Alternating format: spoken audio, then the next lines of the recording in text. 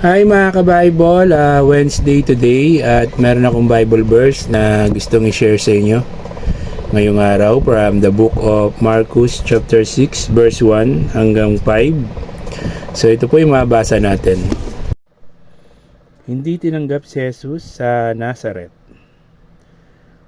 Umalis doon si Jesus at umuwi siya sa sariling bayan kasama ang kanyang mga alagad. Pagdating ng araw ng pamamahinga, si Jesus ay nagturo sa sinagoga. Maraming tao ang nakarinig sa kanya at sa kanilang pagkamanghay, nagtatanungan sila.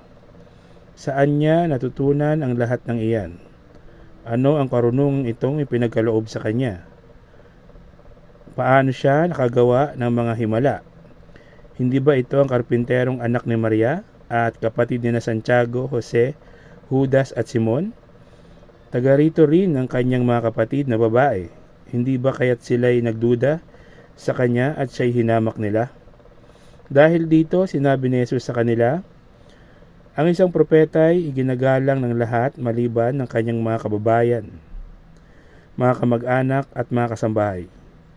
Hindi siya nakagawa ng himala roon, maliban sa ilang may sakit na pinatungan niya ng kanyang kamay at pinagaling.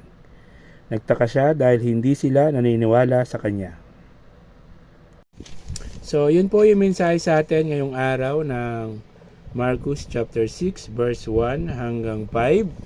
So, sana po is nagustuhan nyo yung Bible verse na binasa ko ngayong araw at kung nagustuhan nyo, please follow, like, and share the videos at subscribe din kayo sa aking YouTube channel. Magsisi at talikuran ng ating mga kasalanan dahil ang second coming ng ating Panginoong Jesucristo ay malapit na pong dumating. Magbabautismo sa tubig para sa kapatawaran ng kasalanan sa pangalan ng Panginoong Jesucristo. Ang sabi po ng Panginoong Jesucristo sa John 3 verse 3, you cannot enter to the kingdom of God unless you become born again. So kung gusto nyo po maging born again Christian or apostolic Christian, i-message nyo lang po ako para po maisama ko kayo sa church namin sa Sunday. So keep safe, God bless, always remember, Jesus loves you. Bye-bye.